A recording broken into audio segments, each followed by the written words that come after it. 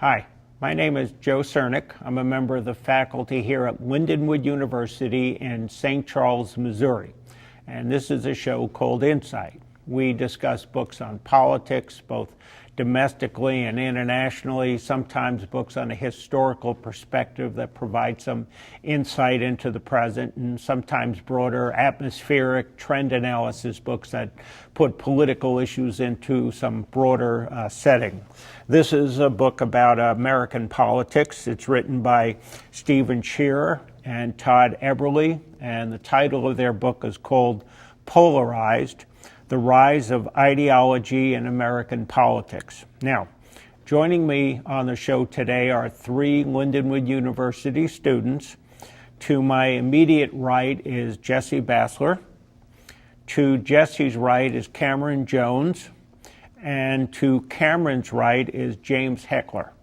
So I wanted to read an opening quote from the book so you can get a sense of where the authors are coming from, and then we'll discuss sort of that and move on from there. Okay, the authors write, "It is clear that ideological differences between our two major parties lie at the center of American politics.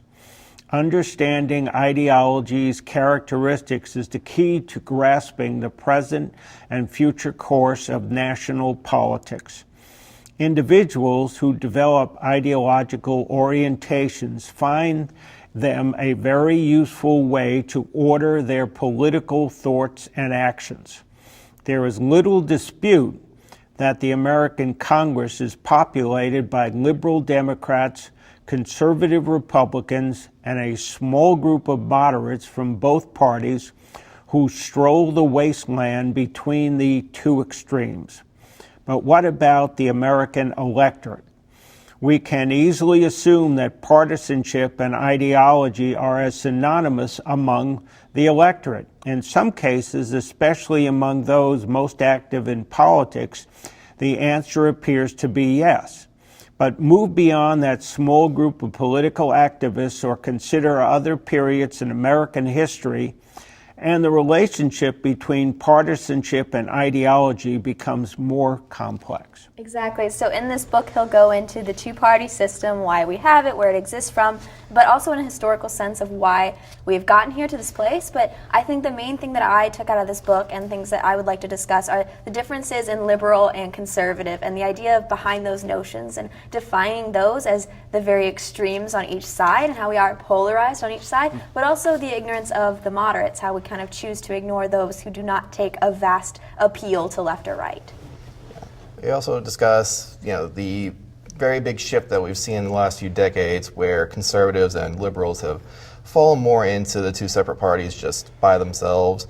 It used to be that you would see a mix of the two groups in each party, but now each party has gained its own ideology, just with people shifting and moving towards these parties to be with those close to their own thought process. Absolutely. The big thing I took away from the opening statement was more or less the fact that this political theory and ideology is more or less a spectrum. They're really, if you really think about it, there really aren't any two definite sides. What we have, though, are a bunch of extremists who decide one side of the aisle or not to sway political view with other politicians in Washington, and that's really where we get this polarization that we see in today's world. The quote, one of them quotes that they have, they say, "Those who pay attention are politically active and they dominate politics. In our two major party systems, those who hold sway are strongly liberal Democrats and strongly conservative Republicans." So they're sort of pushing that notion that, okay, we have this active group of people here who are essentially choosing the elected officials, and that because they are already over here on these two extremes and the people they're choosing sort of reflect them, whereas this massive cohesion unit here in the middle is either ignored or not participating. So we're not getting that sort of rise of the moderates on both sides. Exactly. So the reason we see this extremism is because, unfortunately, a lot of the electorate does not participate in politics. We have a huge majority not voting, but those who do, they are aligning themselves so far left or so far right that they're drastic, but they're going to pick politicians and they're going going to pick people to seat in their houses in Congress is people who align with their beliefs, but people who are extreme in them. They're not going to be the wishy-washy in the center people, because they want people who are going to vote their way, what they want. And so because we have such a few number of people picking our politicians because of the voting issue, then we find these politicians becoming very drastic in either way because they're holding those beliefs, and we know they're a sure bet in how they're going to vote. Yeah, these people are also very motivated and very loyal to their ideologies. They're going to pick people that are very much in line with their, they think the way they do. You have conservatives that will go for someone that's very conservative. Typically, you don't see a whole lot of shifting to people, support coming from partisans to people that aren't of their ideology. That's very much. You'll see this a lot in Congress. Like, overall, you really don't hear from any more than specifically 20 congressmen. I mean, there are more than 500 congressmen in Congress right now, but you really only hear from the small majority of them, such as AOC, Bernie Sanders, Ted Cruz, just to name a few.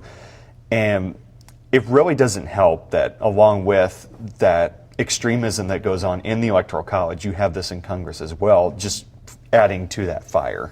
Well, less than 500, but I think that may be the fault of TV or radio or TV, because they are the ones that emphasize who you're going to hear, and they don't sort of make an attempt to go out and talk to other members of the, say, House of Representatives or the Senate, so you hear the same ones repeatedly. And I think what happens is TV gets into this prejudicial way of looking at it, that we're not going to really introduce a new congressperson, or we're not going to introduce a new senator, because our TV audience have become acclimated to hearing only from these people.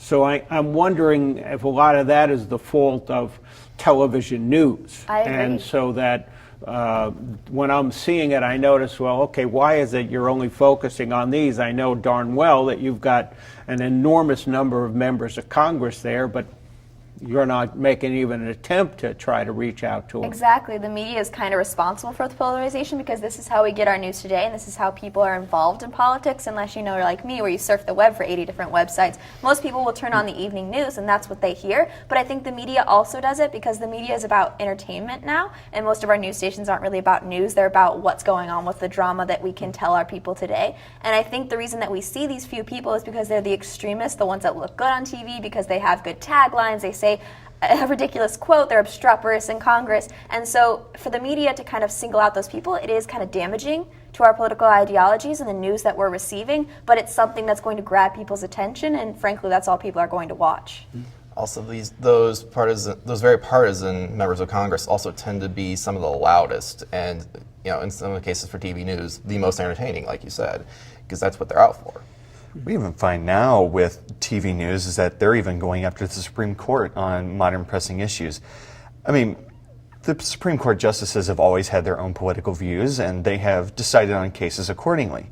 But now, thanks to the media and a lot more controversial cases we have anymore, starting with Roe v. Wade back in 1972, we really start to see the rise of the media just going nuts over these various decisions, be it Roe v. Wade or the same-sex marriage case that happened back in 2015. The way they're looking at it is, okay, ideology has emerged as very prevalent among both Democrats and Republicans, but that they also, which is pretty normal, we see this referred to, that the Republicans have moved much more conservative than the Democrats have moved liberal. So that they are not sort of evenly moving farther right or left. It's more like the Republicans went farther right and the Democrats went leftish, but not as far leftish, which is interesting in the sense that if you turn on Fox News, for example, the only way they see the Democrats is, oh, they've gone off the cliff, they're now into socialism and they're gone to the nutty extreme. And I'm thinking it's always interesting when you're reading political science books how that's not the theme that you see played up. Exactly, and I think that kind of stems, like you were discussing with Roe v. Wade, is that yes, the right wing has moved way further right than the left wing has moved left, but the perception of it in the media and how people and the pundits are saying it, it seems like it's an even split, but it's not just statistically. But going off of the Roe v. Wade, I think that big decisions like that, Supreme Court decisions with gay marriage and things like that, that are more aligned with the leftist, let's call it agenda, kind of push the right side further away. And so I think a lot of the times when we look at political ideology, it's not what you believe, it's what you're against. So when these things come through with the Roe v. Wade and the gay marriage and things, if you don't agree with that lifestyle, you're going to push further and further into your party. And so because we've had kind of progressive ideals in court, that I think that the left doesn't need to move left because they're getting what they want, and the right is feeling kind of threatened by that, so they shelter themselves in the conservative ideas and push further right. Yeah. It's also worth noting that the authors discuss this themselves, that there are definitely more moderates in the Democratic Party than there are in the Republican Party. You could possibly blame that on the shift in the Republican Party to the right further, becoming much more conservative, driving out some of the more moderates who are, willing to compromise on things like gay marriage or drug legalization. And the Democrats haven't had that problem as much. Well, that they've shifted, but not as far right. And so then you're constantly saying, okay, so why is that? And now you're coming up with all these different reasons. But it is interesting that I was thinking as I was flipping occasionally through Fox News that, they've gone off the cliff, they've gone off the deep end. I'm thinking that's so in sharp contrast with all the things that you read from political science literature, usually based on the voting records of members of Congress and how you look at sort of their positions on issues. Yes, what's really nice about the book is that on this subject, they actually give some statistics from a study based on how different party members would view themselves in the ideology spectrum from the 70s up until the present day. For example, back in the late 70s, 47% of all Republicans labeled themselves as conservative. Well, now we see at least 65% of them. So there has definitely been a rather dramatic shift in the Republican Party towards the right, whereas the Democrats really have just kind of more or less stayed in the middle. Only in about 2012, there were only 38% of all Democrats labeled themselves as what we would call liberal, which is far-left ideology. It's a social shift, and I think that's really common today when we have conversations, is that people, well, maybe it's just me, will ask what your political ideology is, and most people will say, I'm moderate, or I'm in the middle, or I don't get into politics. But if we look at the ideologies and the statistics, especially in this book that's provided, you are political, you just don't want to admit it. And I think that's a social thing, is that now you're not allowed to say you're a moderate without some testing, because you're afraid to say, I'm a Democrat or I'm a Republican, because it's such charged language now, and if you're the opposite, you're going to fight, kind of thing. So I think we kind of force people to not say their political ideology, but put themselves as a moderate. But are you really moderate? You have one way or another. It's very, very rare to find someone who's the exact center, but I think because we've narrowed the idea of what liberal and conservative are, you have to fit in a very standardized notion. You have a tiny little list of things that you have to fill to be considered liberal or conservative, and so I think a lot of moderates don't really align with them, so they don't say, I'm a liberal, or I'm a Democrat, I'm a conservative, I'm a Republican. It's, I don't know. He says, they say, here's 3 reasons why ideology matters. One is it creates this internal cohesion, so therefore the unity that you end up needing. The external contrast, so this creates your us versus them, and then the stability. And the stability this is why you end up seeing, say, when there's a Democrat in the White House, that you're going to have a very high percentage of Democrats support that Democrat in the White House, and the same thing with the Republicans. So if you look at Republican support for Trump, it's very high. He may be low on national scales, but among Republicans, his support is very high. Yeah, with political ideologies and your support of whom, it's moved away. In the beginning, it was your demographics. People look for rich or poor, minorities, men, women, and now we've kind of shifted to ideology, where it's your beliefs, your ideas, how you feel about certain court cases. But now it's almost assuming that this person's with your party, you have to support them, and I think that's what's turning people off of politics a lot, is because if you have, our chaotic Congress people, and you want to align yourselves with that, then you get kind of chastised for that. But it's aligning with a party that's the issue, and not just saying, this is my ideology, I fit this party, look at all the people I assimilate with. Yeah. And partisan ideology usually comes up in terms of keeping sort of the whole group together, going towards a common goal. It allows for elected leaders like Donald Trump to have sort of this base of support that they can operate out of, right out of the gate on anything. And it allows for some internal cohesion. It allows for a lot of different Democrats from different areas to be able to go in on the same piece of legislation as allies, basically. What has really helped drive this increased swinging in ideology in recent years is really the president himself and his personal views. If I were to give a couple examples, we can just look at our two previous presidents. We can look at Obama and we can look at Trump. Obama, obviously, and Trump both, they signed a bunch of executive orders, and they obviously had the right and were allowed to by law to do that. With that, though, we find this increased swinging and far-reaching extremes in ideology where Obama will issue an executive order and then Republicans absolutely would hate him for this. And we see the same thing being mirrored with Donald Trump. Democrats absolutely hate his guts for signing executive orders that they don't agree with. A good quote.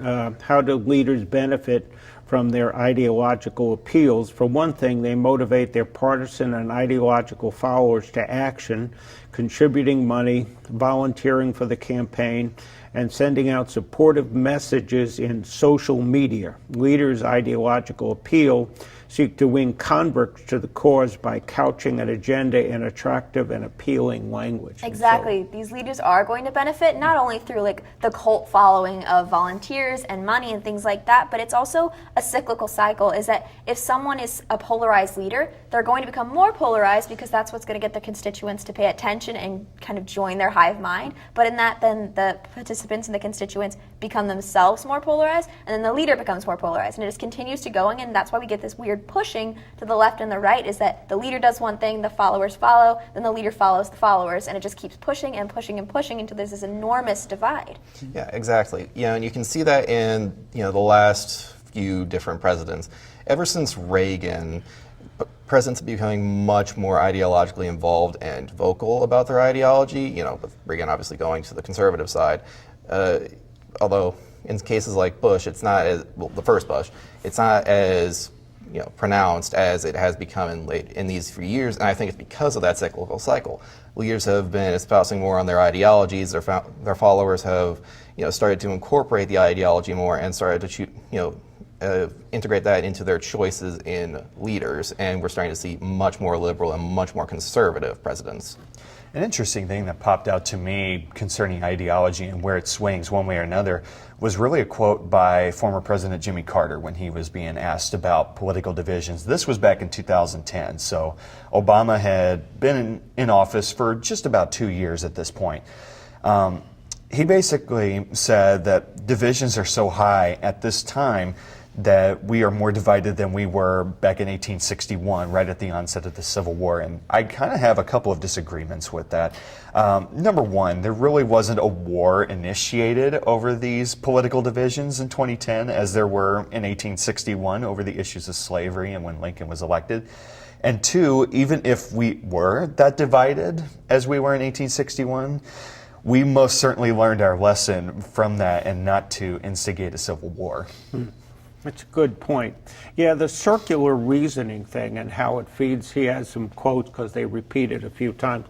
Ideology creates a circular relationship between leaders and followers. By speaking ideologically, leaders reinforce ideological thinking among citizens who then are encouraged to employ ideology as a way of guiding their thoughts and actions in the political world. And so it's sort of, again, among those that are politically active, because, again, one of the themes as you move into the book is to get away from, okay, now we're no longer talking about those small segments of the population that are politically active. We're talking about everyone else. Exactly. It's an us versus them mentality, and I think as they kind of sink deeper into it, and I'm guilty of that as well, is not challenging the leaders in my party and kind of just accepting what they say and being like, yes, that affirms my beliefs. I feel involved. I feel connected to these people, and so it kind of creates that weird little mentality where we're not introducing outside perspectives or listening to the other side. But for the majority of the people, it's they don't care. They don't want to be involved because there's this clashing of us versus them. They've decided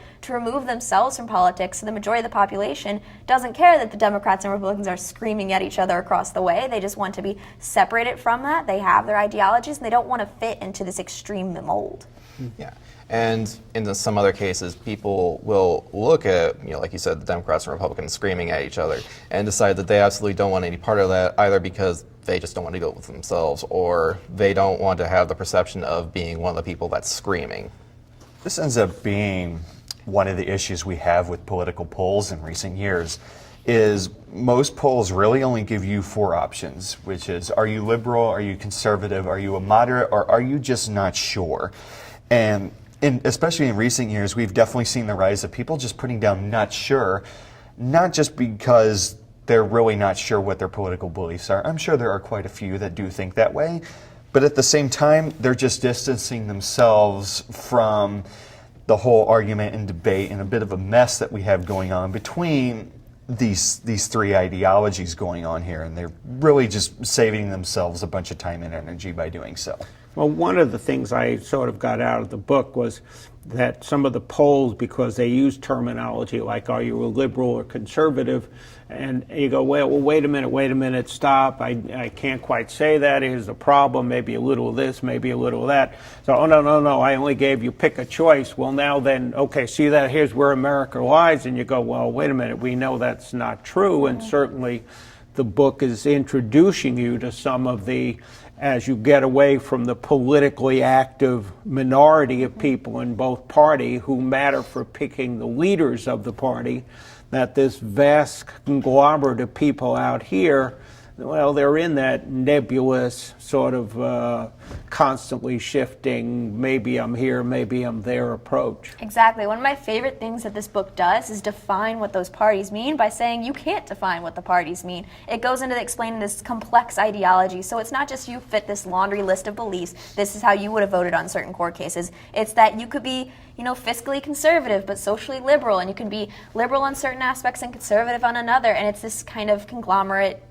messiness that doesn't have to have a specific party that aligns with your views. And because our parties are becoming so polarized, you have to be in or out. You can't have this moderation. I think a lot of people are distancing themselves from politics, but it's also important to say you can be a liberal and still have conservative views and vice versa, and kind of acknowledge that ideology is complex. It's not just a yes or no answer. Yeah, they do talk a bit about the whole concept of being economically conservative or liberal, and then socially conservative or liberal, and talking about the main demographics that fit into those categories, and just generally speaking, people that either have started to claim that they're independent or just moderate, or vote for one party because of one reason or another, just that they like about the party. I think because of that, we have most definitely seen the rise of more or less liberal Republicans, and then in some cases more conservative or blue dog Democrats. I think a good example of some blue dog Democrats would be some people I work with out at the factory. I'm a union worker myself, and so are quite a few of the others, and a lot of them do have a lot of conservative views from a more social aspect, but from a more economic standpoint, they like that more government intervention and just that recognition of the union, as well as more or less increased pay, increased benefits, and what have you. And the same thing can be said about liberal conservatives, liberal Republicans, such as Arnold Schwarzenegger. Obviously, he ran as governor of California on a Republican ticket, but as the governor of California with a lot more liberal ideology based on how people vote and everything, he responded to that with a lot more social programs, after-school programs, and all those. Yeah, they ask a question. It says, how far down does ideology go? And that's when they start then looking at the idea that, okay, we see it when we're talking at the presidential level, and we're seeing it in some ways when we look at how we see members of certain members of Congress. But again, they're not pulling in every member of Congress, so we're not seeing sort of a diversity of views, and so you're focusing on only a few. It's sort of like you could figure out who's going to be on television tonight, and you could tell pretty much what they're going to say. So it's sort of like it's easy for TV news. Let's just get this member of Congress and we know what they're going to say, and you can predict it without even having them on. There's no reason for them to be there. Exactly. But then they get into the whole notion of, let's start looking at how people are voting for their member of Congress, for governors, and now we start to see a murkiness emerge. People just don't really want to identify in those. The issue is that ideology is so vast and diverse, and the issue is that they're going to focus on the few people that are involved. A lot of times when we see political polls on websites or news, you're saying, I wouldn't have voted that way. Who's saying that? Like, they don't give you the source of where they're getting the information. They just assume that everyone thinks that way because the minor actives do. And I think for the majority of the country, a lot of people don't really agree with what they're saying, but they're going to listen because it's flashy and it's something bright and bold to listen to. But I think, yeah, the media's gotten a little lazy on actually understanding politics and people's ideology and the general public's notions of things, and instead are just focusing on their little firecracker people. Yeah, in most cases, it seems like they bring on the people that are able to talk about just the ideological talking points. And usually these are members of Congress or other elected officials that are from states that can afford to be, far, far conservative or far, far liberal. It's not, you don't usually see much of the people that are closer to the middle and are, have to be in the middle to survive staying in office. We only have a few moments left, so what do you think of this book, and do you recommend it to people watching the show? Yeah, this is actually one of the most favorite books I've read on politics and political culture. I think because it helps you understand the history of it, the notions of it, where the parties have moved from, but it puts it in a language that's fun to understand and exciting to read, but he also backs it up with facts, and that's my favorite thing, is that truth is an absolute. He backs it up with statistics and facts and notions of it, but he also considers the moderate, which a lot of politicians and political books ignore, this giant, vast majority that sits in the middle. Yeah. I think this book gives a very good idea of how we've gotten to the point where we are today, and like you said, it's pretty easy to read. It's not too dry of a book, and yeah, I'd recommend it.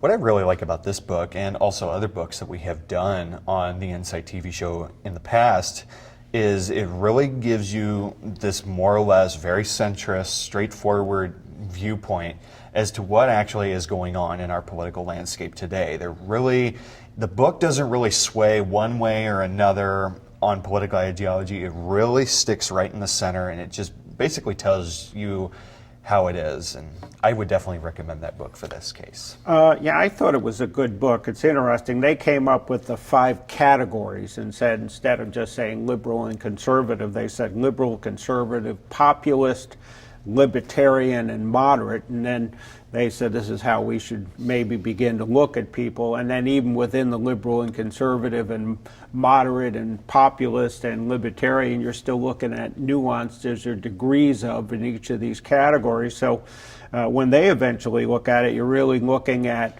liberal, conservative, and then if we put moderate and populist and a libertarian, it's sort of like it's a third, and a third, more or less. And so now you start looking at this sort of electorate out there in a slightly different way. And so it's a nice book. I think we all recommend that if you want to read something on politics, pick this one. Thank you for joining us today.